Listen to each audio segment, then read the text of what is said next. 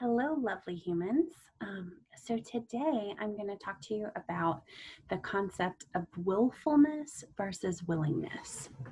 So, willfulness is defined by Marshall Linehan's book as throwing yourself into trying to control events, other people around you, etc., trying to control an experience, sometimes by avoiding it or trying to escape from it, denying life or refusing to be a part of it, giving up and sitting on your hands instead of doing what is needed in the moment, holding back, saying no, or more commonly saying yes, but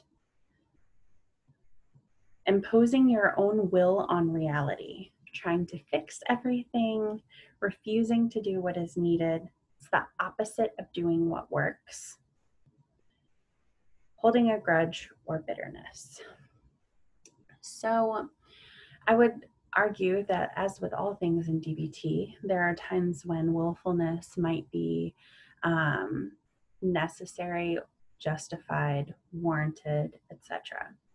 And just to sort of drive home the part of this, last week when we were talking about radical acceptance, for those of you who are in class with me, we talked about the example of me not accepting and instead protesting reality related to an accident that my partner had about a year and a half ago, for which he's been undergoing multiple surgeries throughout the last year to regain efforts to walk.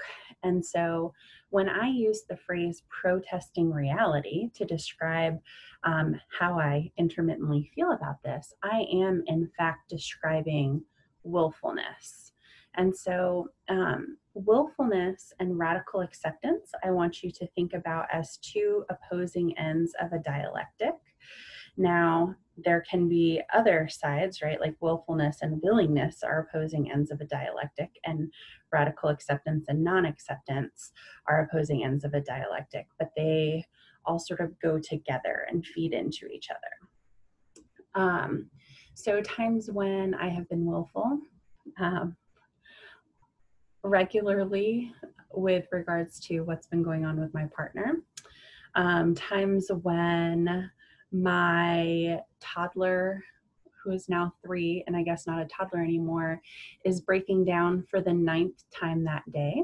Sometimes instead of going with the flow and doing what works, I get really frustrated and I'm like, why is this happening again? This is not okay. Alternatively, like switching to telehealth amidst this COVID pandemic was something that I had a lot of willfulness about, because I really love the in-person connections that I make with people. I want you to think about times when you've demonstrated a lot of willfulness where willingness and acceptance would have been really helpful. So, willingness is, per Marsha's definition, accepting what is and responding to what it is in an effective and appropriate way.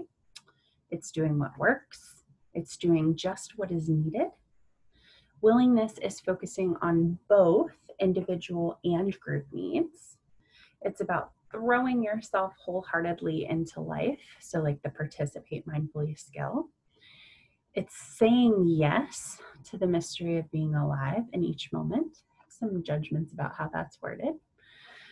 It's responding from wise mind, and it is committing yourself to participation. So there's a couple of different analogies that we use to talk about willfulness versus willingness. So one is that life is essentially like hitting baseballs from a pitching machine. So your job in life is to respond as best as you can to each of the balls that are getting hit in your way. If you refuse to accept that the ball is coming in your direction, it doesn't make it stop coming.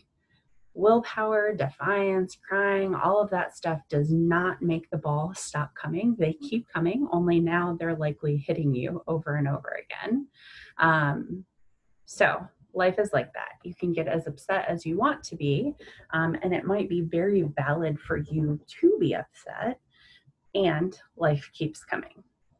Similarly, we often will use the analogy that life is like a game of cards, and some hands that you get are amazing winning hands, and some are wrapped in like the worst of defeat, and yet we can't control what hands we're dealt. We can only respond to whatever it is in the moment.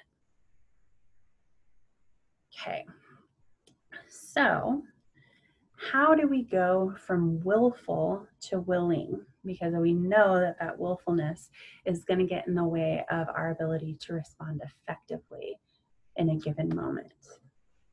So step number one is to just observe that the willfulness, the non-acceptance is happening. You want to notice it, observe it, label it, describe it, allow yourself to experience it, right? The goal here is not to try and fight away willfulness, because chances are that's just going to put you in a more defensive position to say, bump that, I'm going to keep going in this non-acceptance direction. So step two, easier said than done, is to radically accept the willfulness. Again, here your job is to accept that in this moment, right now, you feel, might also be acting willful.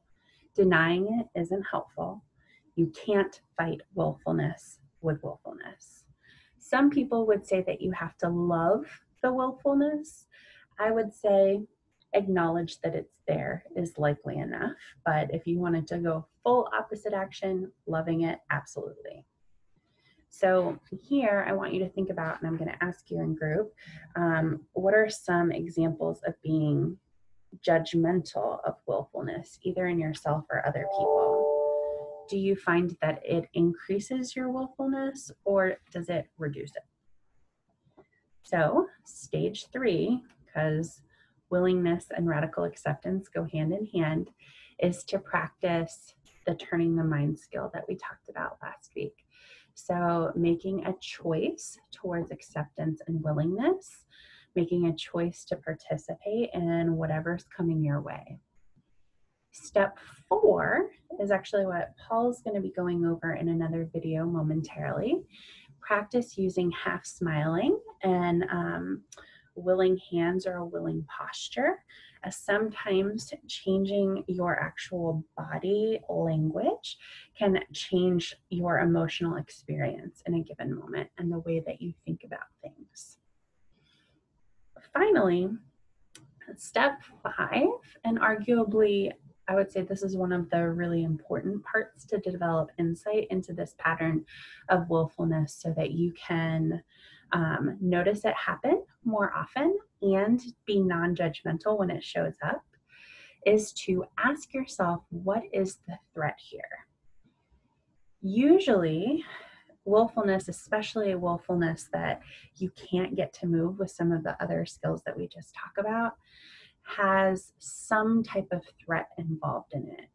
We think that if we're willing, we might lose something really important to us or have something really terrible happen to us, that there's something dangerous about that. It might be true. So some examples are, you're part of a team at work and a team member is asking you at the very last minute to help out with this really important task that they fell behind on, but that's due tomorrow. You notice some willfulness coming up. You're saying, why me? I shouldn't have to do this extra work. You're gonna say no, but you decide to ask yourself, what's the threat here? You realize that you might be feeling willful in this situation because you want to get home and cook a special dinner that you were planning for your family, and staying an hour later at work threatens your ability to do that. When you notice that, it gives you room to do some problem solving and planning to see if there's a way to do something different here. So, to conclude, willingness is about actively participating in reality. It's what you need to do to be able to overcome a threat, okay? It is not approval. It's not lying down and letting yourself get rolled over or being a pushover. Um, it tends to help you be more effective and enable use of other skills in a difficult situation. All right.